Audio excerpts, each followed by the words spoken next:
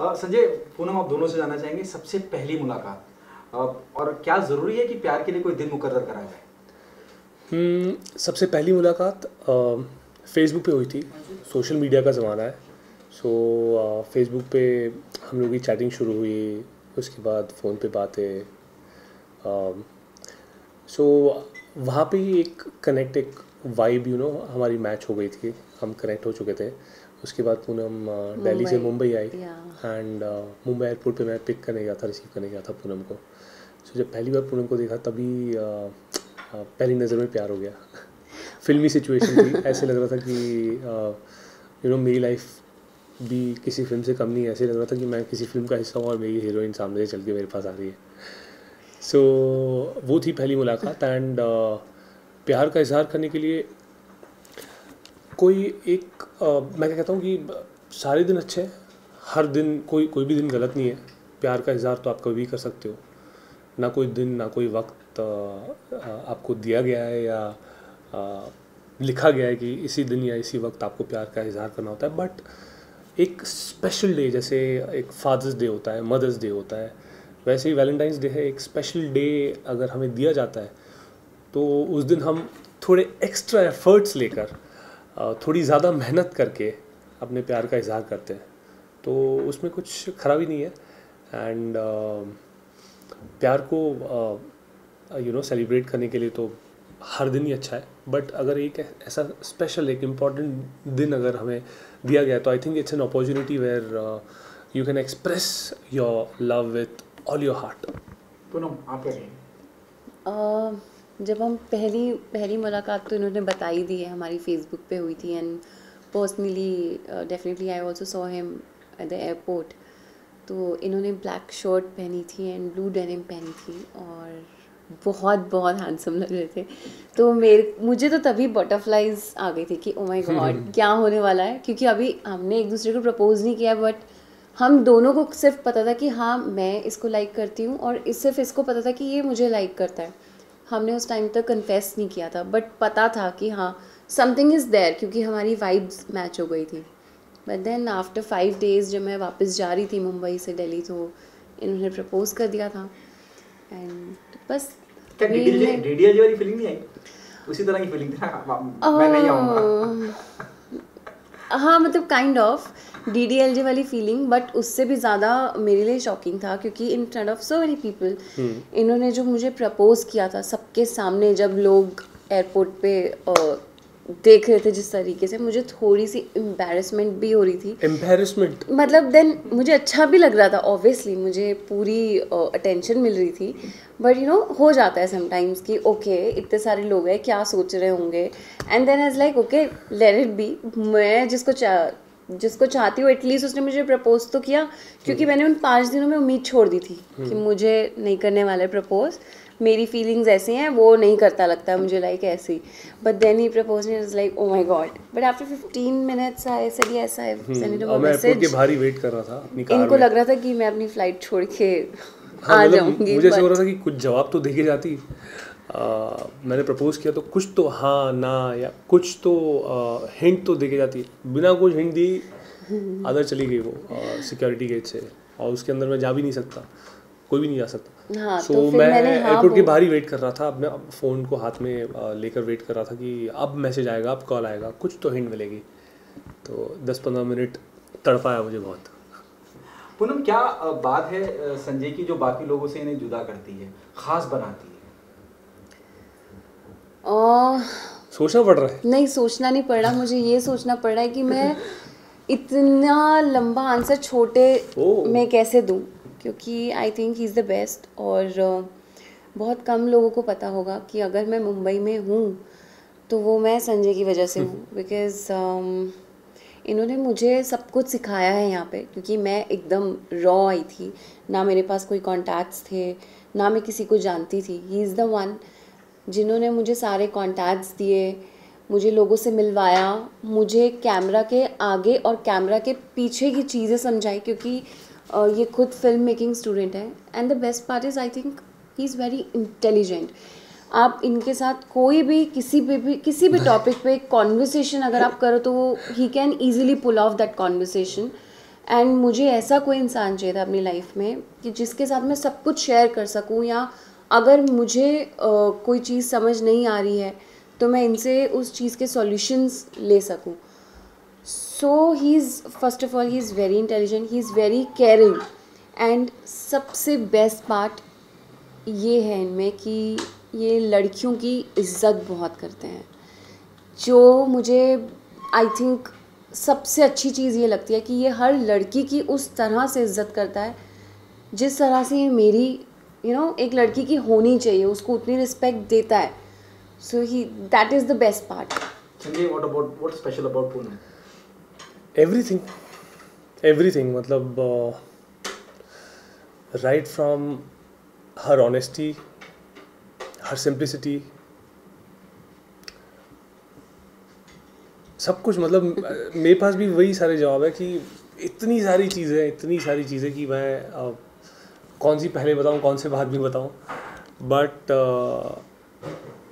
The best part about her is her simplicity, her selflessness, ना सिर्फ मेरे लिए बट हर किसी के लिए. ये एक सेल्फिश इंसान नहीं है, ये सेल्फलेस इंसान है. इसके अंदर बहुत प्यार भरा हुआ है. सो आई थिंक जब मैं पूनम को मिला था, इसी वजह से I think I was sure कि I want to spend the rest of my life with her, because मुझे एग्जैक्टली उस वक्त नहीं पता था कि मुझे किस तरह की लड़की के साथ अपनी लाइफ स्पेंड करनी है. बट जैसे जैसे हमारा रिलेशनशिप ग्रो होता गया, वैसे वैसे मैं और श्योर होता गया कि हाँ, मेरा डिसीजन सही था, that she is the one. So everything about her honesty, her simplicity, her selflessness, बहुत सारी चीज़ें हैं जो पूनम की अच्छी लगती है मुझे. Thank you. संजय, क्या जिंदगी में बदलाव आया पूनम के आने के बाद? कई बार ऐसा होता है कि किसी शख्स से आप जुड़ते हैं, प्रोफेशनली पर्सनली ग्रो करते हैं जी.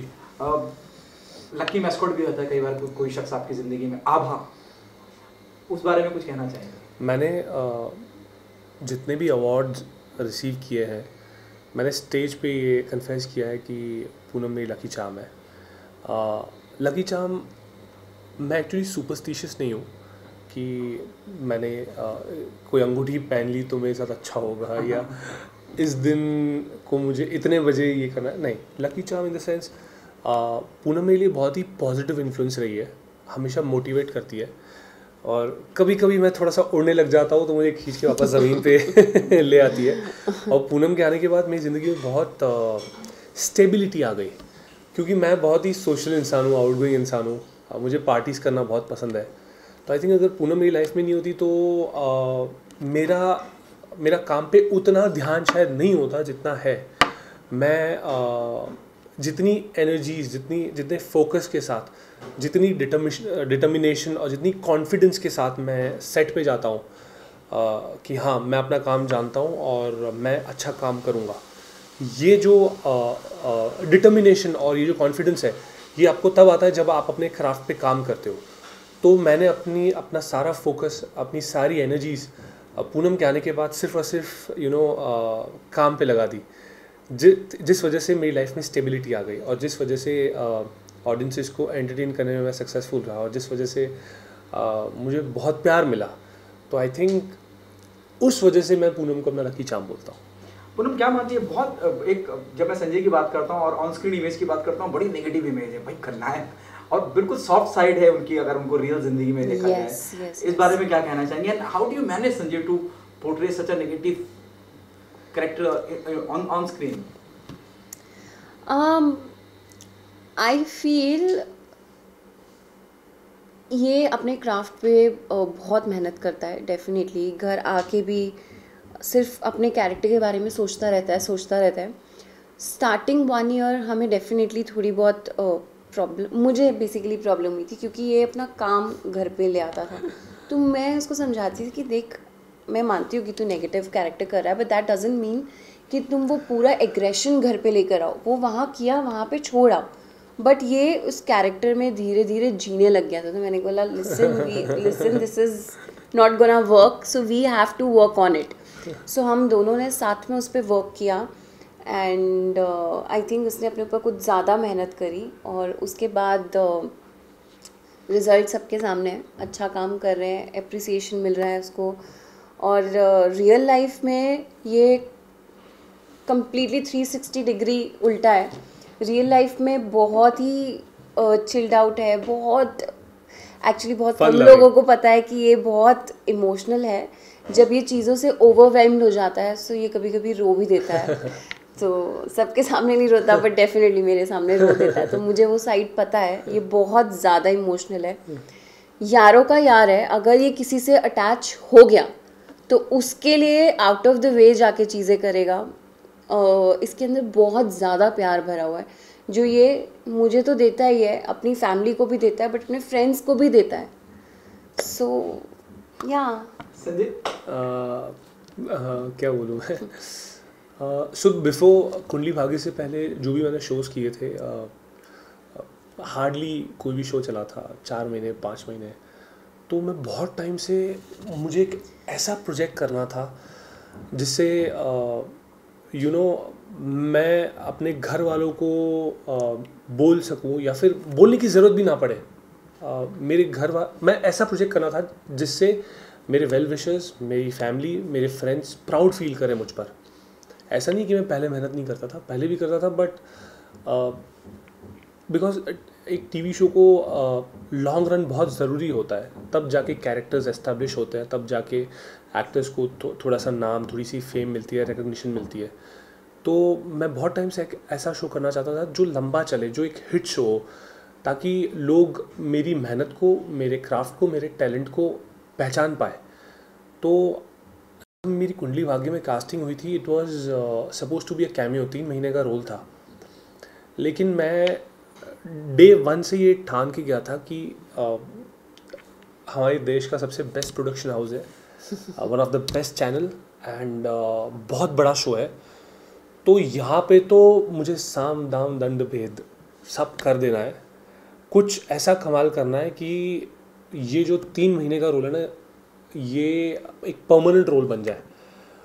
तो मैंने अपना सब कुछ जो भी मैंने सीखा था इस शो से पहले, वो सब कुछ एग्जीक्यूट कर दिया, सब लगा दिया। एंड मैजिक हो गया। जो मैंने मैनिफेस्ट किया था यूनिवर्स के साथ, वो हो गया। मुझे नेगेटिव लीड बना दिया, खलनायक बना दिया इस शो का। और ऑडियंसेस ने, नॉट खलनायक, I would say villain hero. Audiences ने इस कदर से एक्सेप्ट किया कि 3 साल से ऊपर हो गए शो में, एंड अभी मैं कम बैक भी करने वाला हूँ। पिछले मैं 6-7 महीने से आउट ऑफ एक्शन था, बहुत सारे रीजंस थे उसके पीछे। तो अब मैं कम बैक कर रहा हूँ वापस, और उसका मेन रीज़न भी ऑडियंसेस ही है, क्योंकि उनकी डिमांड। और टेलीविज़न मेरे ख्याल से जो मैंने सीखा है, मैंने ऑब्जर्व किया है, वो ये है कि ऑडियंसेस को जो चाहिए वो उन्हें केटर करो। तो अब मुझे केटर वापस किया जा रहा है, क्योंकि ऑडियंसेस की डिमांड है, वो मेरे रोल को मिस कर रहे हैं। जो एंटरटेनमेंट मैं उन्हें प्रोवाइड कर रहा था वो मिस कर रहे हैं। तो कम बैक कर रहा हूँ। So I think on screen and off screen जो डिफ्रेंशिएशन है वो मैं कैसे कर पाता हूँ, वो ऐसे कर पाता हूँ क्योंकि मैं एक एक्टर हूँ। जो ऑन स्क्रीन मुझे करना है वो मेरा क्राफ्ट है, जो ऑफ स्क्रीन मुझे रहना है वो उसमें कोई क्राफ्ट की ज़रूरत नहीं है, वो मैं जैसा हूँ मुझे वैसा ही रहना है। अगर मैं ऑन स्क्रीन कुछ एक नेगेटिव रोल को अच्छी तरह से पोर्ट्रे ना कर पाऊँ, इसका मतलब ये है कि मेरा क्राफ्ट कच्चा है, या फिर मैंने लाइफ में उतनी मेहनत नहीं की है, या फिर मैं टैलेंटेड नहीं हूँ। तो आई थिंक अगर लोगों को मेरा रोल पसंद आया है तो उसका मतलब ये है कि मेरी मेहनत रंग ला रही है। कब तक ये जो आपने बताया कम बैक हो रहा है, ऑन एयर कब तक हो जाएगा, क्या तैयारियां चल रही हैं संजय? बहुत जल्द, आई थिंक एक हफ्ते में कम बैक हो जाएगा, एंड तैयारियां तो बहुत ज़ोरों शोरों से चल रही है। How you reacted when the makers, the production house called you up and says कि बॉस तैयार हो जाइए, you're back? मैंने कहा आई एम एवर रेडी, क्योंकि आज मैं जो भी हूँ वो कुंडली भाग्य की वजह से ही हूँ, क्योंकि इससे पहले जो भी मैंने शोज़ किए थे उससे तो कोई जानता नहीं था। तो बालाजी टेलीफिल्म्स मेरा परिवार है, इट्स लाइक होम। एंड मैंने बोला कि मैं तो रेडी हूँ, आप बस बताइए कब धमाका करना है। इस बार कुछ नए इनपुट्स होंगे क्या? बिल्कुल बिल्कुल बिल्कुल नया शेड होंगे आपके किरदार में? बिल्कुल बिल्कुल, एक रिवैम्प्ड लुक होगा एंड और ज़्यादा खतरनाक और ज़्यादा एंटरटेनिंग। तो ऑडियंसेस की वही डिमांड है, जो एंटरटेनमेंट मिस कर रहे थे 6-7 महीने से, तो अब प्रेशर डबल हो गया है उन्हें एंटरटेन करने का। तो वो जो 6-7 महीनों में मिस किया ना, वो मैं अभी अगले 3-4 महीनों में ही वो एंटरटेनमेंट पूरी कोशिश करूँगा कि उन्हें उस लेवल के एंटरटेनमेंट दे पाऊँ। शादी कब तक कर रहे हैं आप लोग? मैं तो चाहता हूँ कल के कल ही हो जाए, बट अभी 2-3 महीने में हम घर वालों से बात करने वाले हैं, बिकॉज हम दोनों बहुत ही फैमिली ओरिएंटेड लोग हैं, अपनी फैमिली से बहुत प्यार करते हैं। सो पहले फैमिली की ब्लेसिंग्स लेंगे और उनकी कन्वीनियंस के हिसाब से डेटिंग है, क्योंकि घर में बड़े भी हैं और अभी तो वैक्सीन सिर्फ हेल्थ केयर कम्युनिटी को नसीब हो रही है। जिस दिन हम सबको नसीब हो जाएगी तो आई थिंक उस दिन थोड़ा सेफ हो जाएगा शादी में लोगों को, गेस्ट को इनवाइट करना। सो आई थिंक और 2-3 महीने वेट कर रहे हैं, देख रहे हैं हम कि वैक्सीन नॉर्मल हो जाए कि क्या स्टेटस है, कब तक सबके पास आ जाएगी। सो आई थिंक जैसे ही पहला डोज लग जाएगा उस दिन हम डेट अनाउंस कर लेंगे घर पे पूछ के। कर तो हम पिछले साल ही लेते, बट पिछले साल तो किसी का भी प्लान सक्सेसफुल नहीं हुआ, हमारे सारे प्लान्स पे पानी चला, पूरी दुनिया का प्लान अनसक्सेसफुल हो गया पिछले साल। लेकिन ये साल बहुत पॉजिटिव लग रहा है। ये साल ना सिर्फ हम में, बट मैं देख रहा हूँ हर किसी में एक नई एनर्जी दिख रही है, क्योंकि पिछले साल सब लोग इतना बोर हो गए कि इस साल सब लोग डबल मेहनत करना चाह रहे हैं, जो कि बहुत अच्छी बात है। एंड आई एम श्योर कि अगले 2-3 महीने में तो सारी चीज़ें, जो भी लॉसेस, जो भी नेगेटिविटी थी, वो सब फ्लश आउट होने वाली है, सब अच्छा होने वाला है। ऑलमोस्ट सब बैक टू नॉर्मल हो ही गया है। एंड बस यही प्रे करते हैं कि अभी जल्दी जल्दी और सब सही हो जाए, सो दैट हम शादी कर सकें। आखिरी सवाल, प्लीज डिफाइन लव। प्यार दोस्ती है। ये तो फिल्मी डायलॉग है। सो यू आर फिल्मी ना? मैं फिल्मी हूँ। तुमने फिल्मी तरीके से प्रपोज किया, अब मैं फिल्मी डायलॉग बोल रही हूँ। आपका बिलीफ क्या है? आपका बिलीफ वही है? नहीं। हाँ एग्जैक्टली। प्यार एक बहुत प्यारी सी फीलिंग है, बहुत प्योर। आई थिंक मैं तो एक्सप्लेन नहीं कर सकती यार। Love is like selfless. प्यार, लव अकॉर्डिंग टू मी, मेरे हिसाब से लव एक इमोशन है, एक एक्सप्रेशन है। उस इमोशन और एक्सप्रेशन की वजह से आप जो करते हो वो प्यार है। फॉर एग्जाम्पल, जैसे प्यार का जो अपोजिट है वो है गुस्सा, हेट्रेड। जब आप किसी से नफरत करते हो, या तो आप अंदर ही अंदर उस इंसान के बारे में कुछ बुरा सोचते हो या गलत चाह रहे होते हो, या फिर आप अगर वायलेंट हो तो आप वायलेंस करते हो, वो है हेट्रेड। तो in the same manner love is also an emotion, it is an expression. कभी कभी आप इजहार करते हो या फिर अपने अंदर ही रख देते हो, कभी कभी इजहार करते हो, कुछ अच्छी क्यूट सी हरकतें करते हो, या फिर बोलते हो कि मैं तुमसे प्यार करता हूँ। तो प्यार एक बहुत ही ब्रॉड इमोशन, बहुत ही ब्रॉड एक्सप्रेशन है। इट्स नॉट नेसेसरी कि सिर्फ एक बॉयफ्रेंड एक गर्लफ्रेंड से प्यार कर सकता है, एक हस्बैंड एक वाइफ से प्यार कर सकता है। कोई भी दो इंसान या फिर दो लिविंग बीइंग भी, जैसे मेरे पास 2 पेट्स हैं, मैं उनसे बहुत प्यार करता हूँ। तो बिकॉज उस इमोशन में आके मैं दिन में 50 बार उन्हें गोदी में लेता हूँ, उन्हें कडल करता हूँ। So that is love for me. Thank you so much. Thank you. Thank you.